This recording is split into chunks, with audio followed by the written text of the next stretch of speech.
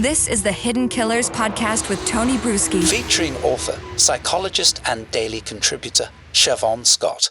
How often do people go and make complaints against their therapist or counselor? Or do people more so sometimes look at it as, well, we just don't see eye to eye. It's not really a complaint. It's just, I'm going to move on. This didn't work out. Yeah, I don't think as many people complain and make a formal complaint as they probably should. And it's a little bit of a gray area because, of course, there are times when a therapist may be giving someone feedback and the person just doesn't want to hear the feedback, and it's not that the therapist is doing anything wrong. It's just that, maybe they've got a drinking problem and they don't like being told that they've got a drinking problem. So they get angry. So you can't make a complaint about every time a therapist says something that you don't like.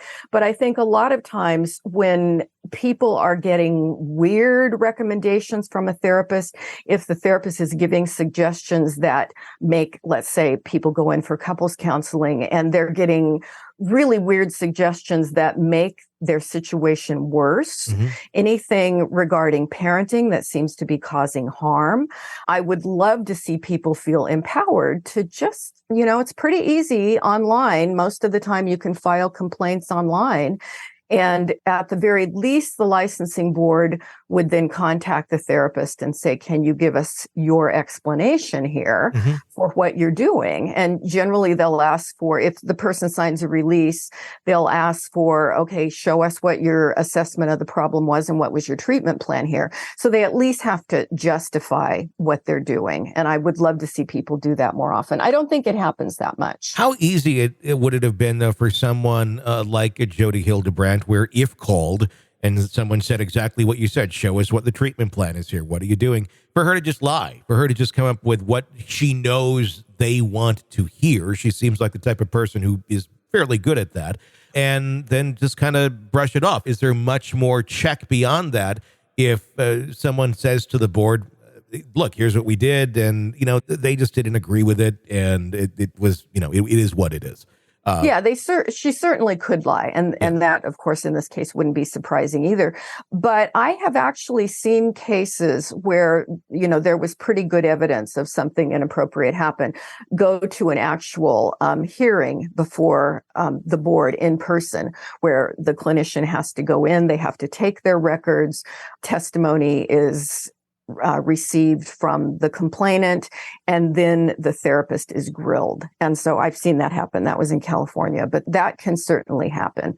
And in cases where, there's really pretty good evidence that this therapist is doing something wacky or something out of standard practice of care, they can do that. They can call them in and actually have a hearing. And I think it would be a little bit harder to lie when you have actual testimony that's given in person. Obviously, the charges against them are pretty, they're not good. They're not also charges that would, I think, likely end up someone to be in prison for the rest of their lives. So let's assume that it's not going to be forever or the rest of their lives. Is this a case, though, where the board can say, you will never get a license again for the rest of your life? Yes. It's not a probation or anything like that.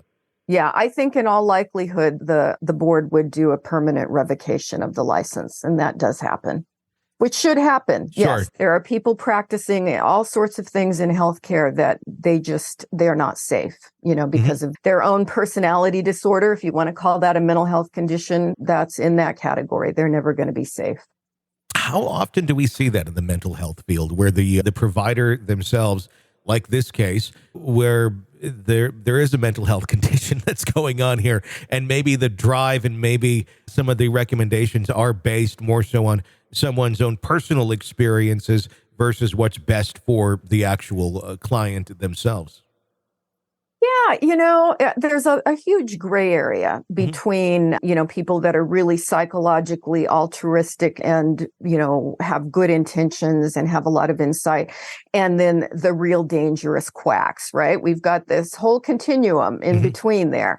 I think because it is a fairly rigorous process to become a licensed mental health clinician, overall, you've got basically pretty good people. Yeah. But do you get some weird ones in there? Or you could have a mental health a professional who develops psychosis, who becomes nutty, at Sure. some point.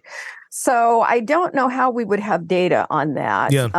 I can definitely say I have seen a lot of people in the gray zone that I don't necessarily think they're doing harm, but I don't think they're necessarily the best at what they're doing, and maybe another profession would have been better for them. But that's true with MDs and basically every profession. We can even take that to hairdressers, right? Sure. There are certainly some that are talented and some that are just not doing such terrific work. But I do think people have to be very diligent consumers. I mean, mental health care, marriage counseling, parent-child relationship counseling, this is important stuff. And so I always tell people to do interviews before you choose a professional. Yeah. And there should at least be a free 15-minute, 30-minute phone call first where you ask questions, you explain what the situation you're dealing with is, just in very superficial general terms, and then make the person explain to you, how would they help? What exactly would they do? How would they view your problem? And talk to at least 3, and don't make a choice until you've talked with someone that you feel really is insightful and understands and can offer you something. I think that's something that probably a lot of people who saw her look back now on and go, wish we would have done that. Yeah. And that's the thing, when you get a recommendation from a religious body, or another kind of authority figure, you trust because, that's how she got business. You're consuming the Hidden Killers podcast. Want more? Start binging on all of our true crime podcasts right now through Apple Podcasts and get an ad-free experience when you sign up to be a True Crime Today Premium Plus member exclusively on Apple Podcasts. More of the Hidden Killers podcast dropping soon. Press subscribe now.